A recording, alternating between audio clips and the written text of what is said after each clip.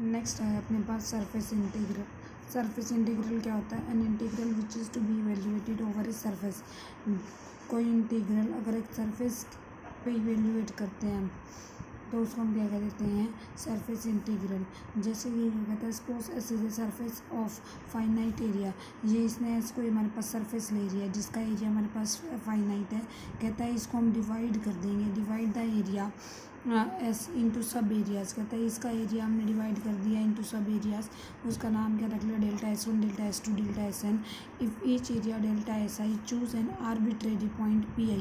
कहता है हर एक एरिया जो है हमारे पास वो उस हर एक एरिया में से, ये देखो इनको डिवाइड कर दिया ना। अब हर एक जो हमारे पास एरिया ले उसमें से एक पॉइंट चूज़ कर लो, उसका नाम रख लिया इसने P I.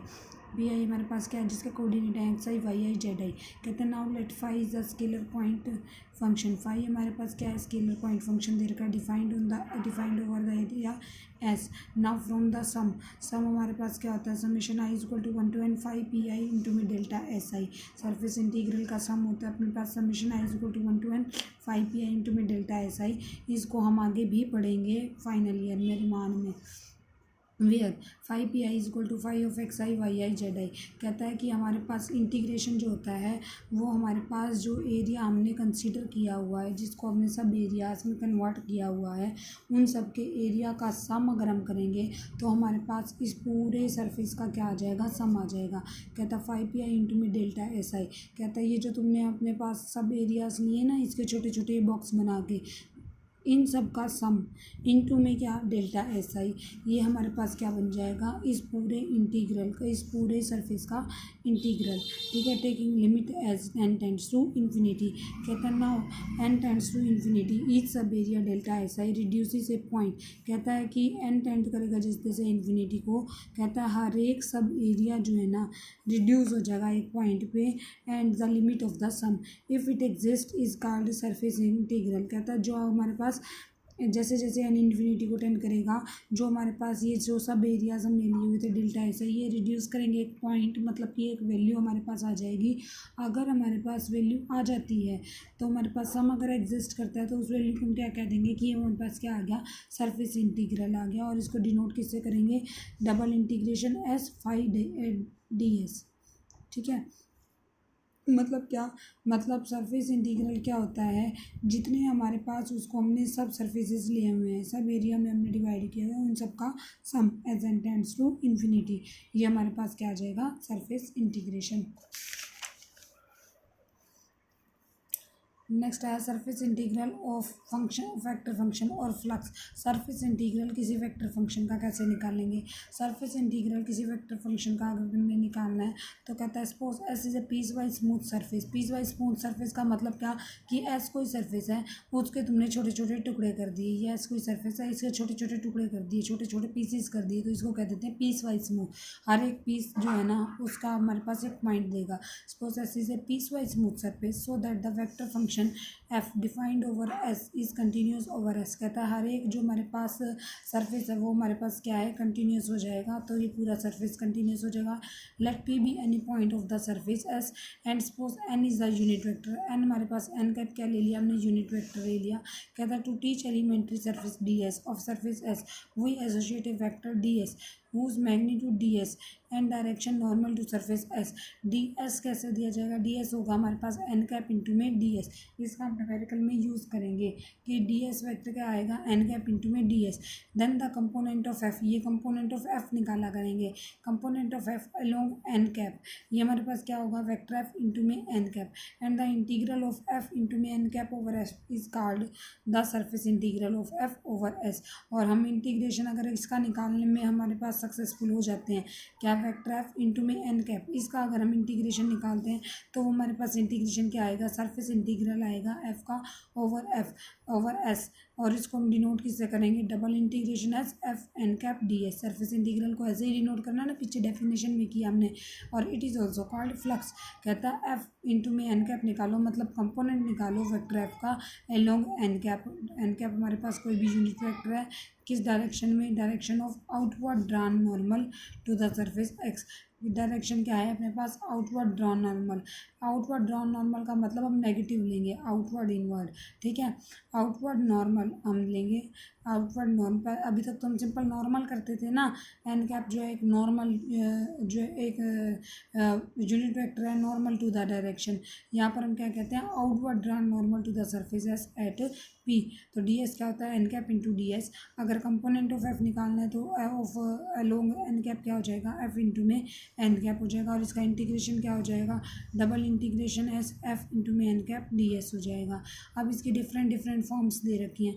Flux of F over S, ये क्या दे रखा है, double integration S F into में N cap D S, which is equal to double integration F D S, ठीक है। ऐसे ही सेकंड फॉर्म दे रखी है, इसका भी हम यूज़ करेंगे। ऐसे ही इसकी हमारे पास थर्ड फॉर्म भी दे रखी है। थर्ड फॉर्म में हमारे पास क्या है, कहता है देखो सेकंड फॉर्म देखो क्या कहता है, कहता है suppose outward drawn normal N cap. कहता है एक तो फ्लक्स ऐसे निकलेगा एफ इंटू में डी एस। सेकेंड कहता है अगर एफ हमारे पास outward drawn unit normal N to the surface S P makes an angle. अगर कहता है आउटवर्ड नॉर्मल जो है ना वो एंगल बना रहा है, क्या, अल्फा बीटा गामा, किसके साथ, with positive direction of axis. And if L M N जो है हमारे पास डायरेक्शन को साइंस है, तो हमारे पास एल क्या हो जाएगा, कोस अल्फा, एम क्या हो जाएगा, कोस बीटा, एन क्या हो जाएगा, कोस गामा। और हमारे पास एन क्या हो जाएगा, एन यूनिट वेक्टर क्या है अपने पास, एंगल बना रहा है ना अल्फा बीटा गामा, तो एन क्या हो जाएगा, कोस अल्फा आई प्लस कोस बीटा जे प्लस कोस गामा गे। और एफ कैप इंटू में एन निकालते हैं हम, तो वेक्टर एफ क्या हो जाएगा अपने पास, वेक्टर एफ होता है एफ वन आई प्लस एफ टू जे प्लस एफ थ्री के ना। एफ कैप इंटू में एन कैप क्या हो जाएगा, एफ वन, एन कैप की वैल्यू क्या है, इन दोनों की multiply, F one cos alpha F two cos beta plus F three cos gamma हो जाएगा। और flux of F over S क्या हो जाएगा, इसका डबल इंटीग्रेशन, ठीक है। ये आ जाएगा अपने पास, इसको सॉल्व करके इसने ये इक्वेशन बना दी। अब थर्ड पॉइंट आया, कहता है if surface S is such that the line perpendicular to X Y. कहता है अब हमारे पास सरफेस कैसा आ जाए कि कोई लाइन जो है वो परपेंडिकुलर आ जाए किसी प्लेन के, एक्स वाई प्लेन के आ जाए, एक्स जेड प्लेन के आ जाए, वाई जेड प्लेन के आ जाए। तो कहता है अगर हमारे पास कोई लाइन जो है सरफेस की हमारे पास किसी प्लेन के परपेंडिकुलर, लाइन परपेंडिकुलर आ जाती है किसी प्लेन के, meets S in is not more than one point. कहता है कैसा है हमारे पास सरफेस, कहता है सपोज सरफेस ऐसे सच दैट, कहता है कैसा सरफेस कि any line perpendicular to X Y plane, कोई भी लाइन जो कि परपेंडिकुलर एक्स वाई प्लेन के मीट कर रही है इसको not more than one point, एक ही पॉइंट पे मीट कर रही है, एक से ज़्यादा पॉइंट पे मीट नहीं कर रही। तो कहता है let the equation of surface भी, हमारे पास सरफेस की इक्वेशन क्या बन जाएगी, Z is equal to H into में एक्स वाई प्लेन पे मीट कर रही है ना, तो Z is equal to H X Y, ठीक है। वहाँ पर हम कैसे निकालेंगे, कोस गामा कोस बीटा निकाल रखे इसने। वहाँ पर हमारे पास क्या होगा, डायरेक्ट आपको याद रखना है कि एफ वेक्टर इंटू में एन कैप डी एस, यही होता है ना हमारे पास component of vector F along N cap direction. तो वो कैसे हो जाएगा, वो हो जाएगा हमारे पास vector F into N cap D X D Y by vector N into में के कैप। सिमिलरली अगर हमारे पास डायरेक्शन हो गई वाई जेड प्लेन की, तो vector F into N cap D Y D Z by N vector into में I vector. देखो ऊपर एक्स वाई है ना, जेड छूट रहा है ना, जेड के कंपोनेंट कौन सा होता है, के, तो नीचे एन कैप इंटू में के आएगा। यहाँ पर वाई जेड आया ऊपर, मतलब एक्स छोड़ रहे हैं, एक्स का हमारे पास कंपोनेंट कौन सा होता है, आई वाला, तो नीचे एन कैप इंटू में आई कैप आएगा। तीसरी हमारे पास डायरेक्शन हम क्या लेंगे, एक्स वाई वाई जेड, अगली आ जाएगी जेड एक्स आ जाएगी, तो नीचे क्या आ जाएगा, एन इंटू जी आ जाएगा, ठीक है। Where R2 R3 are the projection of S on Y Z and Z X plane, ठीक है। अब इसका एग्जांपल करते हैं, उससे ज़्यादा क्लियर होगा अपने को।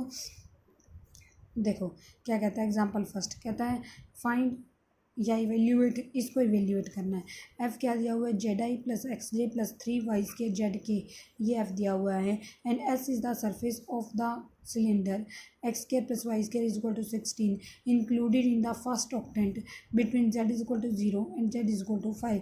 कहता है इंक्लूड है किसमें, फर्स्ट ऑक्टेंट में, और जेड की वैल्यू क्या है, 0 से जेड के 5 के बीच में। अच्छा जी, सरफेस एस क्या दिया हुआ है, ये होता है सरफेस, कौन सा सरफेस ले रहा है ये, एस इज द सरफेस दिया हुआ ना, कौन सा सरफेस है, सिलेंडर। सिलेंडर की इक्वेशन क्या है, X square plus Y square minus 16 equal to 0। यहाँ से हमने क्या निकालना है, एन कैप निकालना है।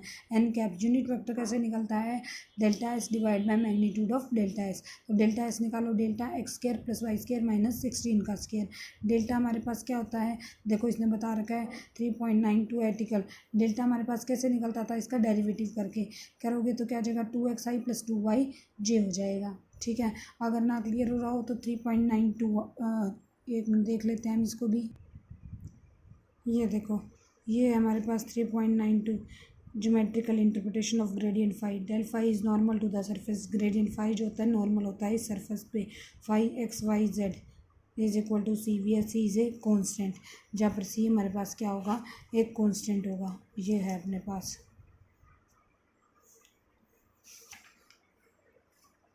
ठीक है।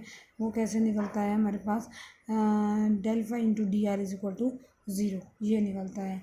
अब देखो जी, आ जाओ वापस, इसका यूज़ करा हमने कि डेल एस निकाला। डेल एस क्या होता है अपने पास, डेल एक्स के प्लस वाई स्केयर माइनस 16 का स्केयर। ग्रेडियंट फाई कैसे निकलता है अपने पास, 2xi प्लस 2yj हो गया अपने पास।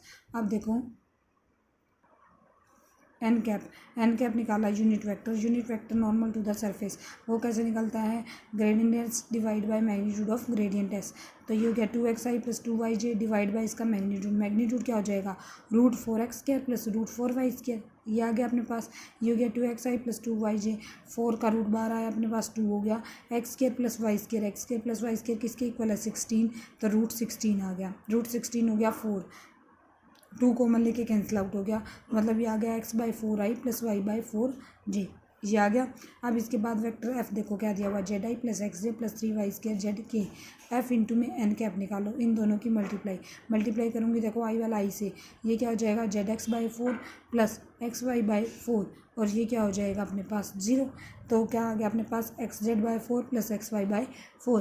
कहता है now as surface S is perpendicular to XY plane. कहता है सरफेस एक्स जो है हमारे पास परपेंडिकुलर XY प्लेन के, therefore we do not take projection on XY plane.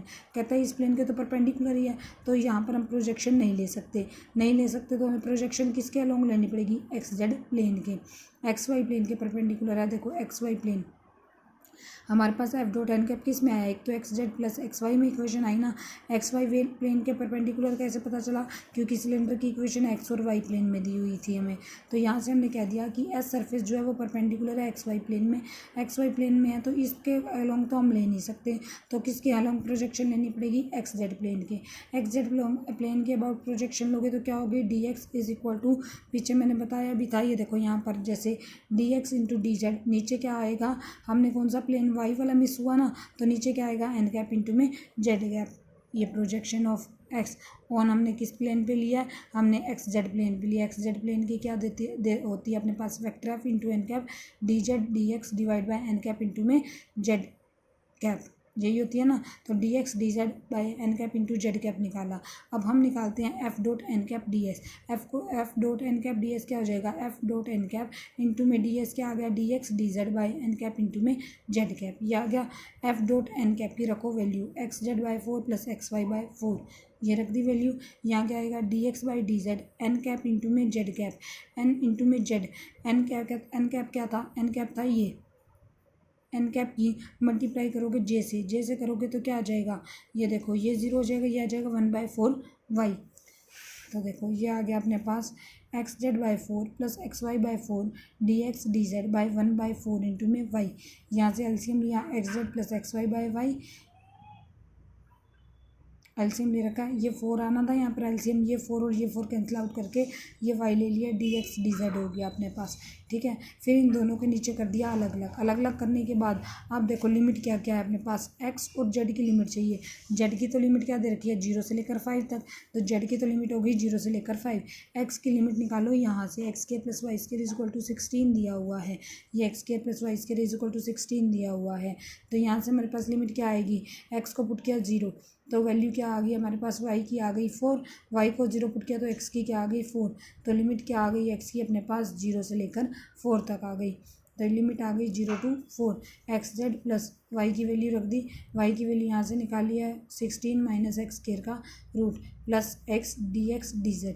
अब इसके बाद इसको सॉल्व किया है, सॉल्व कैसे किया, 1/2 से मल्टीप्लाई कर दिया है, माइनस से मल्टीप्लाई माइनस से डिवाइड, इसको लिख दिया इसने माइनस का 1/2z माइनस का 2x। सिंपल इंटीग्रेशन करना रह गया, इंटीग्रेशन करने के लिए क्या नीचे फंक्शन पर डेरिवेटिव बना रहा है ये, तो नीचे 16 माइनस एक्स स्क्वायर है, 16 माइनस एक्स स्क्वायर का डेरिवेटिव होता है 2 माइनस का एक्स स्क्वायर का डेरिवेटिव होगा माइनस का 2x।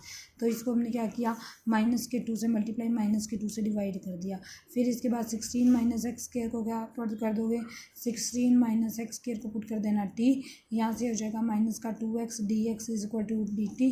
इंटीग्रेशन आपको करना आता है ना, इंटीग्रेशन बाई सब्स्टिट्यूशन, ये हो जाएगा माइनस का 1/4z dt divide by root T का इंटीग्रेशन क्या हो जाएगा, ये हो जाएगा माइनस का 1/2 यहाँ से z, और ये क्या हो गया अपने पास dt डिवाइड बाई टी की पावर 1/2, टी की पावर 1/2, ये ऊपर जाकर टी की पावर -1/2 होगी। इंटीग्रेशन क्या, टी की पावर 1/2 डिवाइड बाई 1/2 आ गया।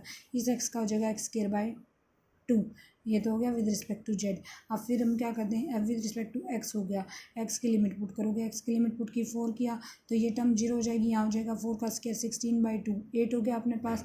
0 पुट करोगे तो हमारे पास क्या आ जाएगा, 16 का रूट क्या आ जाएगा 4 और 2 पर मल्टीप्लाई हो जाएगा 8 आ जाएगा, और ये कैंसिल हो जाएगा, फिर दोबारा 4 रह जाएगा, ठीक है। और इसी तरीके से इंटीग्रेशन जेड करोगे, ये आ गया अपने पास 4z + 8। अब इसका विद रिस्पेक्ट टू क्या कर दोगे, जेड इंटीग्रेशन, ये आ जाएगा। फिर रिपीट कर देते हो, क्या करोगे इसमें, एक तुम्हें एफ दिया होगा, एक तुम्हें सरफेस दिया होगा, तुम्हें निकालना है वेक्टर एफ इंटू में एन कैप डी एस। तो इसमें हम क्या करेंगे, सबसे पहले हम निकाला करेंगे एन कैप निकलेगा हमारे पास delta S divide by magnitude of delta S करके। तो डेल्टा एस होगा इसका derivative divide by magnitude of delta S, वहाँ से हमारे पास एन कैप निकला। एन कैप के बाद हम vector F into N cap निकालेंगे मल्टीप्लाई करके वो आ जाएगा। फिर हम देखेंगे हमारे पास सरफेस क्या दिया हुआ है, यहाँ पर सरफेस एस जो है हमारे पास परपेंडिकुलर दिया हुआ है, क्योंकि सिलेंडर की इक्वेशन इसी के अंदर आ रही है, ठीक है। तो हमारे पास क्या हो जाएगा, सरफेस एस जो है परपेंडिकुलर है एक्स वाई प्लेन में परपेंडिकुलर है, तो हमें जो प्रोजेक्शन लेनी है वो किसके अलोंग लेनी होगी, एक्स जेड के अलोंग लेनी होगी। एक्स जेड के अलोंग प्रोजेक्शन क्या होती है, एक्स जेड के अलोंग हो जाती है हमारे पास D X D Z divide by N cap into में जेड कैप आ जाता है। तो टोटल एरिया हमारे पास टोटल क्या बन जाएगा, हमारे पास ये हमारे पास एफ कैप इंटू में N cap into D S क्या बन जाएगा, vector F into N cap की रखी वैल्यू इंटू में डी एस की वैल्यू रखी D X D Z by N cap into Z cap.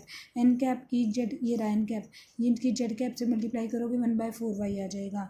यहाँ तक सॉल्व हो गया। फिर इसके बाद तुमने इसको हल्का सा सॉल्व किया, सॉल्व करके यहाँ तक पहुँचे। फिर हमने लगाई लिमिट एक तो हमें डायरेक्ट दी होगी 0 से लेकर 5 जेड की, तो जेड की तो हो गई 0 से लेकर 5, एक्स जेड प्लेन था, एक्स की हम निकालेंगे यहाँ से, एक्स की वैल्यू क्या आ गई 0 to 4 आ जाएगी अपने पास।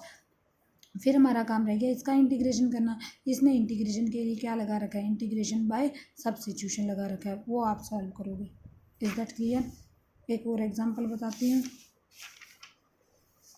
एग्जाम्पल थर्ड देखो, सबसे पहले एग्जाम्पल सेकंड को छोड़ के एग्जाम्पल थर्ड जो है सेम है एग्जाम्पल फर्स्ट की तरह। कहता है 5 इंटू में एन कैप डी एस निकालो। 5 दिया हुआ है 3/8 X Y Z, surface S क्या दिया हुआ है X square plus Y square is equal to 16, और हमारे पास इंक्लूड है किसमें, first octant between Z is equal to 0 to 5 के बीच में, सिर्फ एफ ही चेंज कर रखा है, 5 ले रखा है उसकी जगह, और 5 क्या दिया हुआ है 3/8 एक्स वाई जेड। तो हमारे पास सरफेस एस ये रहा, डेल्टा एस निकाला, एन कैप निकाला हमने। एन कैप निकालने के बाद प्रोजेक्शन देखेंगे। अब हमारे पास एक्स वाई प्लेन के अलोंग तो परपेंडिकुलर है, तो प्रोजेक्शन किसके अलोंग लेनी पड़ेगी, एक्स जेड के अलोंग लेनी पड़ेगी। एक्स जेड के अलोंग हमारे पास प्रोजेक्शन ये आ गई।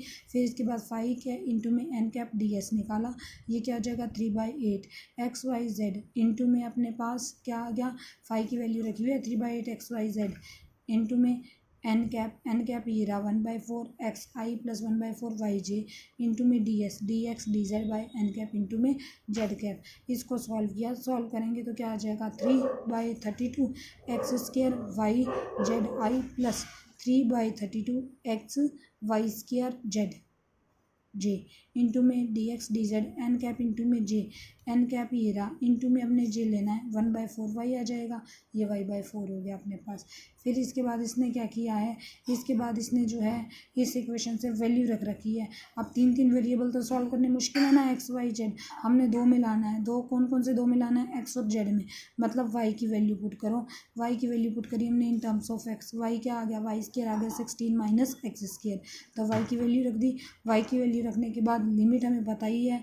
अब इसका इंटीग्रेशन मैं आपके लिए छोड़ दूँ, इंटीग्रेशन आप इसका खुद करोगे, इंटीग्रेशन सॉल्व करके इसकी वैल्यू निकल जाएगी। Is that clear. तो आपका काम यही है कि पहले एग्जाम्पल मैंने बता दिए, उससे रिलेटेड एक्सरसाइज के क्वेश्चन ट्राई करोगे। नेक्स्ट एग्जाम्पल हम नेक्स्ट वीडियो में करेंगे।